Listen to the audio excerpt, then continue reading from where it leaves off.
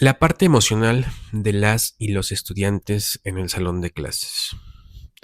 Tengo un recorrido de varios años frente a grupo. Me ha tocado vivir diferentes cambios a nivel de plan de estudios. Sin embargo, la realidad escolar sobrepasa cualquier planteamiento educativo. Como docentes nos enfrentamos a múltiples realidades familiares y con ello a distintas dificultades.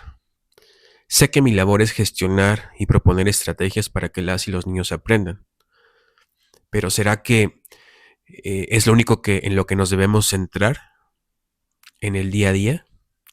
Cuando entras al aula, te percatas que hay situaciones a nivel emocional que influyen en la dinámica grupal. En ocasiones suspendes o pausas la actividad planeada. Me pregunto si es lo correcto. En vivencias como docente, he tenido la fortuna de conocer a niñas y niños más allá de su capacidad académica y de sus habilidades. Los he conocido desde lo que viven y sienten. Si bien puedo decir que intento formarme con diplomados, cursos, talleres, hay situaciones que salen de mis manos. De pronto las emociones que se hacen presentes en el aula eh, rebasan mi intervención y me pregunto, ¿qué hacer? ¿Cómo trabajarlo? ¿Cómo hablar de las emociones en el salón de clases? Bien, hoy les traigo esta experiencia, este breve introducción de una docente y hablaremos de la importancia de las emociones en el salón de clases. Mi nombre es José Luis Mendoza Alba. Suscríbanse al canal Conversaciones que Tejen Historias y comencemos. Es importante que ante estas situaciones eh, que ocurren en el aula, de primer momento, hay que nombrar las emociones, ¿no? Utilizar un lenguaje sencillo y claro para nombrar las emociones básicas: alegría, tristeza, miedo, enojo. Y de ahí pues pasar a las más complejas, que son la envidia, la frustración, el orgullo, entre otras. Se pueden incorporar carteles con imágenes, palabras que representen diferentes emociones en el aula. Por supuesto, eh, usar como recurso la lectura de cuentos y libros que nos hablen de emociones y cómo se pueden expresar. Es importante modelar la expresión emocional, expresar abiertamente con las emociones de manera adecuada, utilizando un lenguaje asertivo, hablar de pronto también sobre los sentimientos propios de los personajes de los cuentos o de alguna película. Sin duda que se requiere fomentar un clima de confianza en el aula donde las y los niños se sientan seguros para expresar lo que sienten. Esto implicaría un trabajo de conciencia a nivel individual como docente para saber cómo me encuentro también a nivel emocional. Es importante incluir actividades lúdicas, estos juegos de roles, ¿no? Simular diferentes situaciones donde las y los niños puedan expresar diferentes emociones. El uso del dibujo, de la pintura, para expresar cómo se sienten. Recuerden utilizar colores y formas para representar las emociones. Y crear un diario de emociones, escribir o dibujar cómo se sienten cada día. Esto lo pueden utilizar una vez que comience el día en el salón de clases. Sé que muchos estarán diciendo que no da tiempo para la parte académica, curricular, y que cómo es que se proponen este tipo de actividades, pero pues pensemos en que si nos tomamos 15, 20 minutos para hacer estas actividades, el día puede ser diferente. El uso de herramientas visuales, ¿no? Como puede ser termómetro de emociones, un gráfico que muestre diferentes niveles de intensidad de una emoción, la rueda, ruleta de las emociones, divide en secciones con diferentes emociones, ¿no? Y ahí pues, ustedes como docentes son muy creativos y pueden ajustar las actividades. Es importante fomentar la empatía, hablar sobre las perspectivas de los demás y cómo se puede sentir en diferentes situaciones. No aprovechar cualquier situación, llámese cuento, película, alguna experiencia real, de cómo creen que se sintió X persona, cómo creen que lo vivió, cómo ven la forma en la que reaccionó. Siempre con respeto, y el cuidado de la identidad. También se pueden emplear actividades en grupo que promuevan la cooperación y la comprensión mutua. Como tal, existen distintas estrategias para expresar las emociones de manera constructiva. Es importante comenzar por una escucha activa.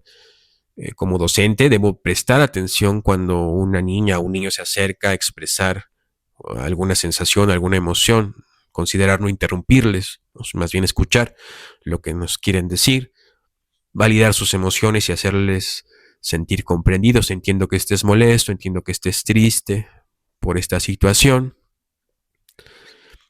Esto también les va a ayudar o podría enseñar habilidades de comunicación asertiva, ¿no? Es decir, expresar las necesidades y sus sentimientos de manera clara y respetuosa.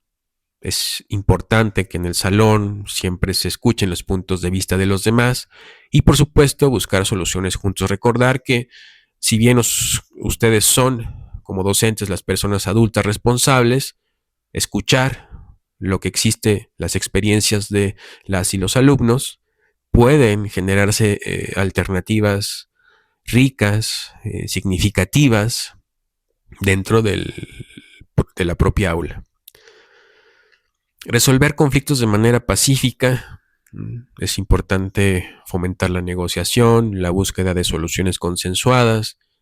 También aplicar de pronto o enseñar técnicas de relajación, respiración para manejar la frustración. Y algo que se vuelve fundamental en el salón de clases es celebrar y reconocer los esfuerzos, los logros de cada uno de los alumnos, ¿no? Es importante reforzar positivamente las conductas adecuadas y las emociones positivas. Hay distintos ejemplos de actividades. Puede ser el rincón de las emociones, un espacio en el aula donde pueden encontrar objetos, juguetes, libros relacionados con diferentes emociones y puedan jugar libremente. Cuentacuentos emocionales, ¿no? Dedicar 15, 10, 20 minutos donde la docente narra un cuento, las y los niños identifican las emociones de los personajes y las expresan a través de gestos y movimientos. Es decir, hay alternativas, el semáforo de emociones que ya les mencionaba hace un rato, se vuelve fundamental, incluso enriquece no solo esta parte emocional, sino el sentido de pertenencia a nivel de grupo. ¿Cuáles son los beneficios de desarrollar un vocabulario emocional, de tener estas palabras dentro del aula? Pues por supuesto que hay una mejora de la autoestima, la confianza en sí mismo, la confianza en el otro, la confianza en la docente o en el docente, facilita la resolución de conflictos, fortalece por supuesto las relaciones interpersonales, se promueve un bienestar emocional y desarrolla habilidades sociales y emocionales, lo cual va a repercutir pues por supuesto en la interacción que se da a nivel grupal. Recuerda no desanimarte. La consistencia es clave. Los cambios no ocurren de un día a otro, o requieren de un periodo de tiempo, de 3 a 4 semanas para que se mantengan. Es importante implementar estas estrategias de manera regular, sistemática, consistente y ajustarlas en función de lo que uno va observando. Es decir, adaptarlas a las edades y necesidades e intereses de las y los alumnos.